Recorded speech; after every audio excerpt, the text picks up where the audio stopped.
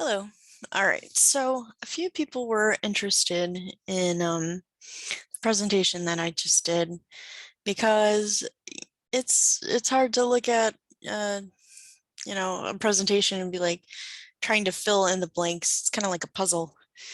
So I figured I would try to kind of emulate what I had done in at like midnight. So I will go through it as fast as I can. Um, anyway. Uh, but I figured everybody, if people are interested, I think that's great. And thank you for allowing me to present to you. Thank you for listening.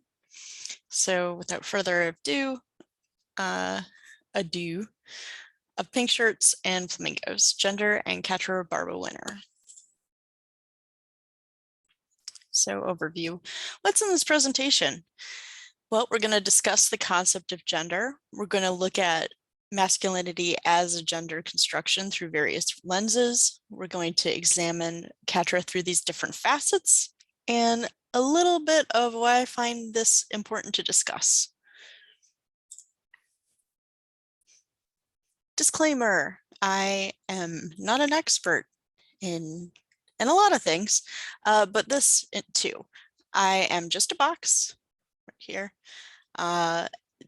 This is not also the end all be all of this discussion of gender, of Quatre, of masculinity in Japan or in the Middle East or anything like that. This is just the tippiest tip of the iciest iceberg that we're going to be diving into. And unfortunately, more studies should and will be done. This concept and study of masculinity is still a new one, and it's growing every day. So that's the exciting part. So there will be more studies and more research that will be presented in the future. And that being said, I can only read so much, and I only have read so much, and I need to read more. I need to learn more. I need to grow and adapt and evolve. And if you're interested in that, I welcome you on that journey. And I hope that you follow. And I hope that you also take a look at the references at the end and take a gander at those. Those are mostly free. There are a few books that I did read that are also listed there, but hopefully that you can get at your local library or otherwise, because this is really fascinating and just interesting discussion and conversation and study. So first, let us get to the blocks, the very basic. What is gender? Well, it's not, unfortunately, the dangly bits of sex. That is not what we're talking about today. We're talking about the characteristics of women and men, girls and boys that are socially constructed. These are norms, these are behaviors, these are roles that are associated with being a woman or with being a man. And it is also with our relationship to each other, how we present ourselves to each other. And it can vary from society to society, and it can and will change over time. What we learn today is vastly different from what we learned even 20 years ago, which we can talk a little bit more about later. So some of the examples of gender differences around the world could be, like, let's say pronouns. Like some languages have pronouns for people, but even things. I remember taking German classes and having to remember, is sweater for men? Is it a woman? Is lamp woman? There's also colors, and cultures can have varying gendered or non-gendered colors. In the West, we have pink and blue, but even before that, there was no pink or blue for boys or girls. Everybody was in white clothes, white dresses. You can see, I think Teddy Roosevelt, he was wearing a white dress until that changed over time. And you can see that in various cultures. And speaking of clothing, skirts are for girls. And so are dresses, Teddy Roosevelt. Not so much. So several different cultures have, of course, skirt-like or dress-like clothing that are for men or women or even unisex, ranging from Madagascar to India to the Middle East to China to Polynesia. And next up is marriage and what makes a partner. In some cultures, it's the males who vie for attention of the females. Sometimes it's reversed. Sometimes marriage is just a vague formality. And in others, there's a lot of rules that are strictly adhered to. And that can even change too. Generation, uh, even within our own country or in honestly our own neighborhood. Um, all of these could be completely different from uh, even I'm part of the northern part. It could be different in the southern part of the United States. It could be generationally. What I consider as norms might be different for my grandmother or my parents. It could be level of education, ethnicity, religion, status, et cetera, et cetera. And all of these can and will change over time as we grow as societies. Okay, so now that we talked about gender, how does that equate to Gundam Wing and Quatre Winter? Well, Quatre Winter is quite an interesting character. He has quite a lot of roles throughout the series. He is a musician. We see him play piano and violin, possibly other instruments. We see him as a leader and also kind of like a little brother figure to both his sister, to the Magwanax. And we see him as a caregiver, nurturer, also as an avenger, as a fighter, as, you know, a friend, a soft boy. He has many facets to him. But we're going to try to focus on his masculinity and what that means in 3 different facets. In Japan, the Middle East, and in war, we're going to focus heavily on Japan because he is, at his core, a construct of Japan. He was made in Japan. So first, we're going to have to discuss what is masculinity. Well, anthropologically speaking, according to Mersha Inhorn, masculinity is anything men think and do, so it's an internal thing. Masculinity is anything men think and do to be men, so it's projection-wise as well. Masculinity is reflected by some men to be inherently more manly than others, so it's being brought back into, you know, comparatively or contrast wise between each other. And masculinity is anything that women are not. So it is the opposite of what a woman is seen through various lenses. So in the beginning, we're going to talk about Japan. So first, we're going to talk about language. And language is a fundamental resource with identity construction. It applies to our represented self, how we project ourselves to others, and how those identities kind of merge and emerge from that. And with Japanese, it is a very specific language. There is a lot of intonation, there is a lot of conciseness to it, a lot of intent. What you say, there's a lot of reason as to why it is said. So first, we're going to talk about, obviously, how Quatre speaks. The Boku versus Ore, female voice actresses, and then Eloquent Boy. So first, thank you, Lemon. We have a little diagram here of different ways that people can speak about themselves, basically saying I, but in different various ways. We have more feminine, we have more masculine, We have more formal and we have less formal. So Boku is it is more masculine than it is feminine, but it is also a little bit more formal than Ore, and we'll get into that. So Boku is a masculine pronoun that is ultimately considered safe. It's kind of more of a neutral position. Ore is more vulgar or rough or kind of posturing in a way for being more masculine. And Shibamoto Smith argues that Boku and Ore are both informal, but that Ore is more masculine self-addressed term. And while Boku indexes relative powerlessness, and we're going to kind of put a little baby pin in that, but it can also code as being more polite, which is part of Quatre's identity. Boku can be also much more of collaborative because it is more neutral than, say, the Ore, which is a lot more combative as well.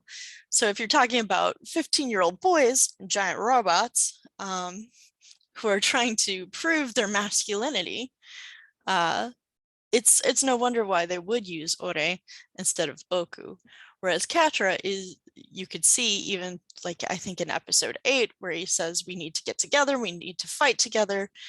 Boku could be seen or coded more as powerlessness or as more collaborative.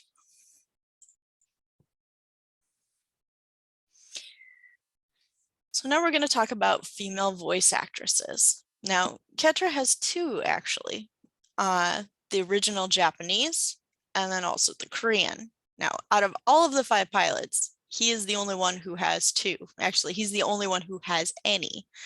And that's not to say that that's out of the realm of, extraordinary. In Japan, a lot of times it's given to the more boyish character or softer or more innocent character to kind of code and project as that more kind of innocent. However, when it was translating basically from the Japanese into the American, because of the voice and possibly because of his features, they thought that the character was female. And in the magazine started to refer to Quatre as she instead of he. And again, like I said, it's not completely out of the ordinary, but it is food for thought to think about how all the others had masculine voice actors, whereas Quatre is the only one who does have 2 female voice actors. And the eloquent boy. So in the Gundam Wing Ultra Edition interviews, director Ikeda mentioned that basically the intentions of each character was like transfer students that you're curious about, like just everyday boys. Ha ha ha, yeah, they're everyday boys. But he kind of wanted to introduce them as taciturn boy 1, cheerful boy, taciturn boy 2, eloquent boy, and truant boy. Sorry, buffet. So eloquent boy would be Quatre, which is kind of interesting. Now, because Japanese men's language has been traditionally been associated with being, powerful or aggressive, the way that Quatre is eloquent, of course, then can be coded as he is much more polite, he is much more demure, and he is concise. How he speaks is he speaks with intention. It is masculine, Boku is, but it's not posturing. It's not posing like the other boys do. You could, and I think eloquent boy doesn't really transfer well or translate well when it does come to the American, because especially in the American, and we'll get a little bit later to boy ideology and girl ideology, eloquent can also be seen kind of as the boku, as something that is softer, something that is more powerless than it is powerful. So let's talk about how Quatre looks, besides being a cutie pie.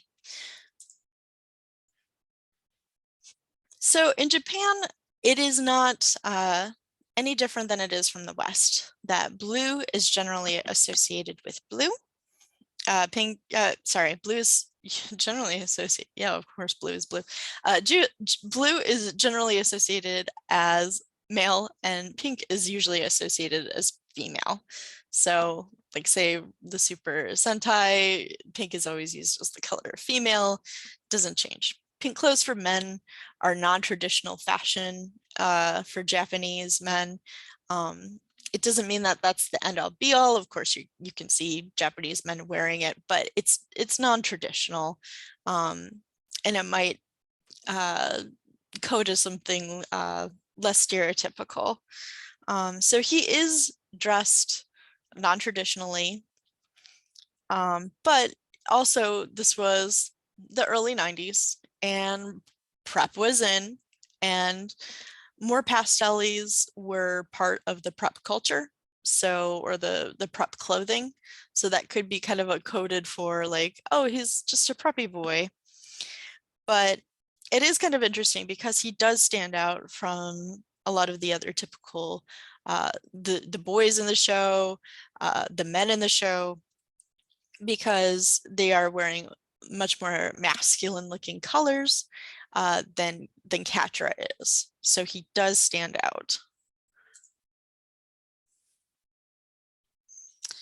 All right, and we're going to go into kind of male ideology versus female ideology or ideal. So basically in Japan, during the 90s, after the 80s, women were becoming more interested in seeing more of a softer man or a softer masculine type in manga, in movies, in literature. This was popularized, especially by Japanese boy bands. The members who had more girlish looks and demeanors were more popular, and they influenced which young Asian women perceived as desirable masculinity. Now, the interesting part is, so what might be seen as, let's say, feminine from the male perspective, because again, going back to our definition of masculinity, it's not just the internal, but it's also the external, and it's also kind of a comparison study. The male might see that as, wow, that's really feminine, whereas the female might see that as very masculine and something that's desirable. So I found that interesting as well, especially during that time in that era. And so we also look at Quatre as somebody either Middle Eastern or Arab through a lens of a lens. So we're looking at his identity through the lens of the Japanese, through the lens of also a lot of us are from a lot of Western cultures. So it gets really tricky. So he is not projected as a typical Middle Eastern character, even through the Japanese lens.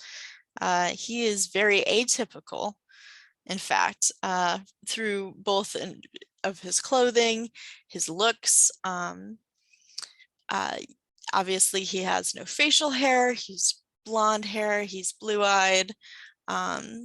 He does have some of the traditional garb, like the vest, but he is very atypical, as we've seen, both as the Japanese lens, but also the lens of Middle Eastern through the Japanese lens.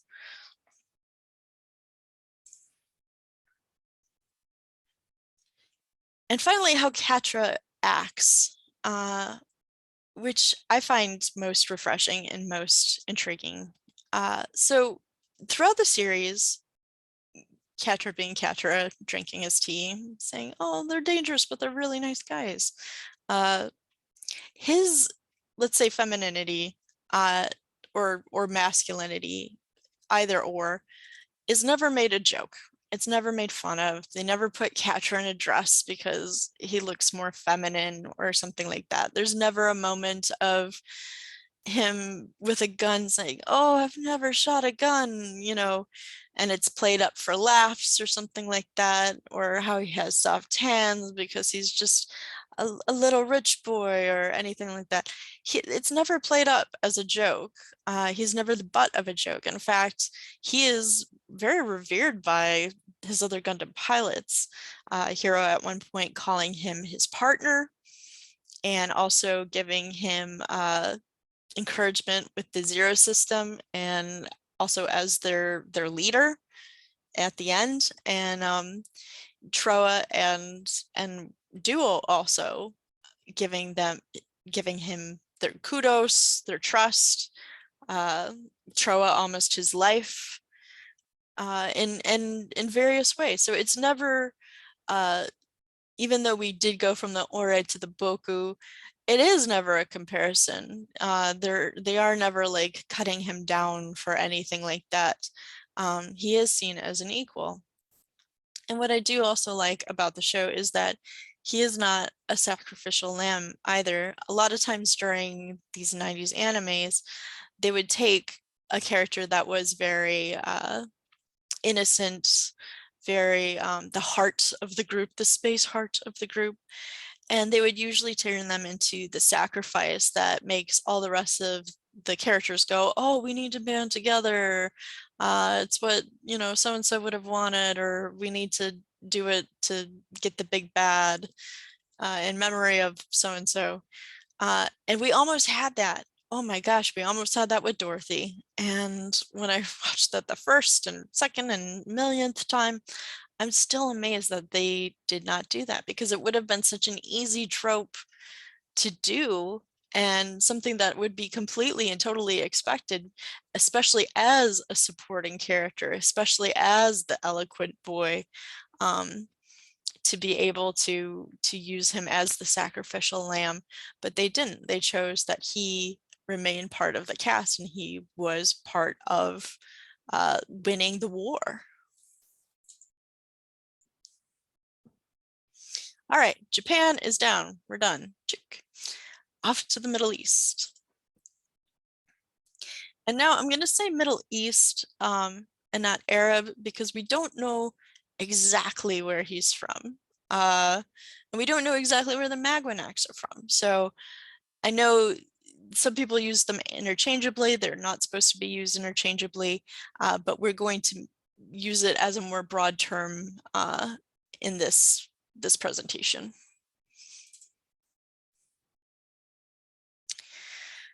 So yeah, a lot of media about Middle Eastern men are pretty stereotyped.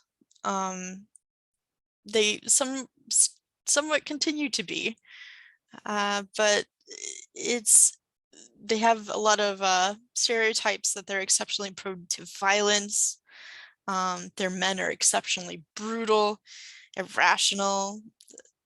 They're hyper zealous, extremists, all of these things. And Quatre just isn't that, is he? He's very much the opposite of that. Yes, he may be wealthy like this dude here. It is not part of his character really though. It is a part of it, but it is not the part of it. He in fact forwent his wealth and whatnot to join the army and to join the Operation Meteor. And honestly, it's really not part of the Magwanacs either, is it? Here they are, they're very supportive, they're caring, they're nurturing. They want only what's best kind of for Quatre and for him as a leader. They would follow him to the ends of the earth. And often try to. In fact, this is a scene where they're kind of yelling at him. I love Abdul. They're kind of yelling at him because he went and he did something on his own instead of doing it as a group with them, and how that was dangerous and reckless and how they should cooperate as a group. And I know that it might be a little bit awkward or tongue-in-cheek because this is a series about war, but they are not, bloodthirsty. They are not brutal. They, including Quatre, are all very caring towards each other, and also sympathetic towards their enemies.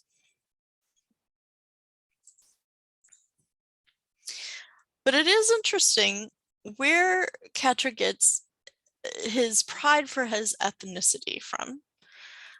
Because if we look at L4, it's not a very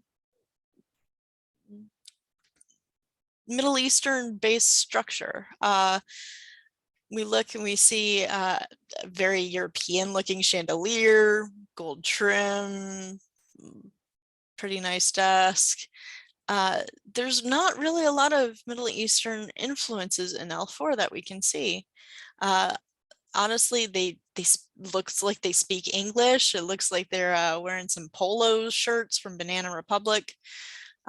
Really, it's only his dad that has that Middle Eastern clothing and pride to him, which is kind of interesting because then it carries on to Quatre.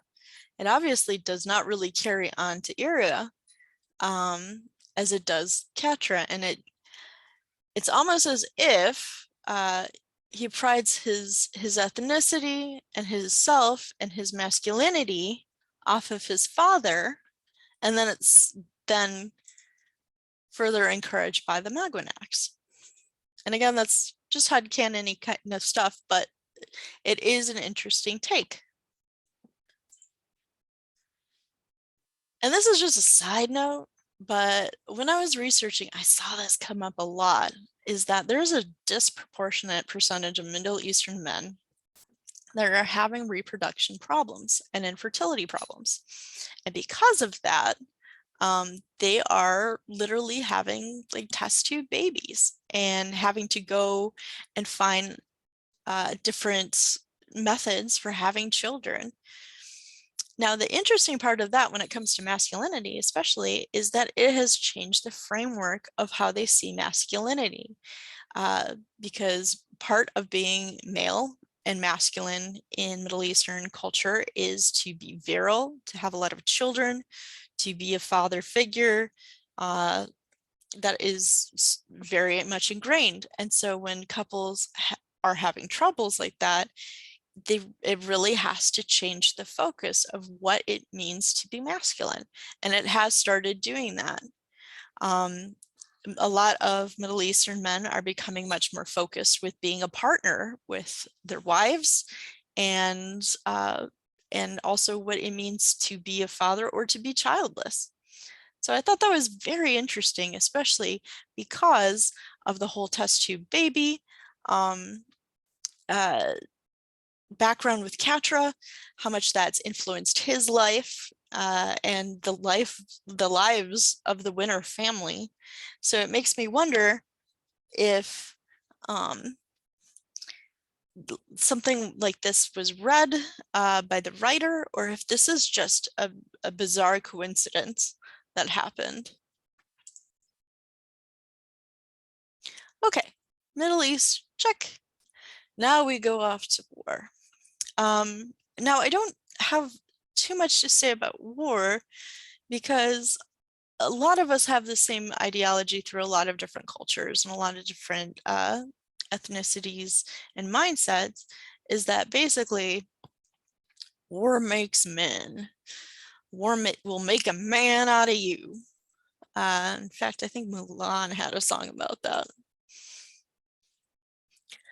But basically, war is masculine. War is seen as a masculine identity and not a feminine identity. This can even be seen back into like biblical days, where wielding a weapon separates men from boys and women from men. In this passage, Gideon tells his son to pick up a sword. His son is too scared, and he basically says, "Then you are not a man yet. You are just a boy." And through this ideology too is where we get these assets and these ideals of what a man should be like as a soldier and what a soldier should be like as a man, which is he should be strong, he should be enduring, he should have this self-control and this aggressiveness, and this heterosexuality, and all these things about him, just grr. And that will make you know, the manliest man. And again, like I've said before in the uh, definition, it's not just about the internal, it's about the external. So these are what soldiers are seen as. To become a soldier, you must become a man. And how to become a man, this is how you become a man, is all of these traits. But ethnologically and archaeology wise, it shows where war is practiced, the connection and character of masculinity in war, it varies greatly from people to people. It's not just man equals war, war equals man. It's actually shaped by society's structural patterns and basically the inoculation through childhood socialization. It's basically wherever you are, that's going to be the norm of what constitutes as masculine and what constitutes as war, and vice versa. So why is this important to me? Why am I here talking to you? Well, spoiler alert, I really like Quatre as a character. Maybe you didn't pick that up. But I have liked him as a character from day one. And usually I would get the question of why, because, you know, why do you like him? He's like the weakest. He's like the girliest. And, you know, you hear all these words of weak, of girly, of, you know, powerless. You go on Reddit to this day and you still hear these things. Don't go to Reddit, kids. And you heard that especially during that time of when it first aired. And I always thought that was very strange because I always saw him as quite masculine, as quite powerful, as all these other things that we've seen him do throughout the show. I mean, he's not just one thing, he's multiple things. He's a facet. He's all these caveats of builder and destroyer, of fighter and surrenderer, I suppose you could say, nurturer, and like I said, he's just all of these things. And to say that he is feminine, to say he is weak, to say he is just eloquent boy, which again I would say is a translation from Japanese to English as coded as weak, you know, which is not the case. As we know, this is not the case. He is powerful. He is strong, just as much as he is kind and he is cooperative. He has all these facets and more, which makes him such a great character. And the wonderful thing about looking at this now, 20 so years later, is that our ideals and perceptions of gender has changed throughout these years. We see him now, or at least I can see other fans see him and start to appreciate these sides of him, start to understand these sides of him more, where I think a lot of other fans were dismissive back in the day because, to be honest, there wasn't a lot of talk on gender. There wasn't a lot of talk on what makes a man and what makes a woman and what makes a Quatre and what makes a good character, to be honest. So I am starting to see now this cultural shift of appreciation of him, of his character, of the things that he does, the things that he adds to the show, and the things he continues to add on in fandom. And I couldn't be happier. So that is my presentation, everyone.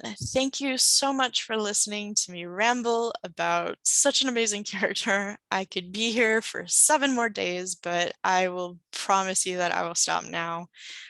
Please take a look at some of these references. There are some really interesting stuff out there. I really like, this one was really good. And then there was one, this one was really good too, about pink and blue clothing in Japan.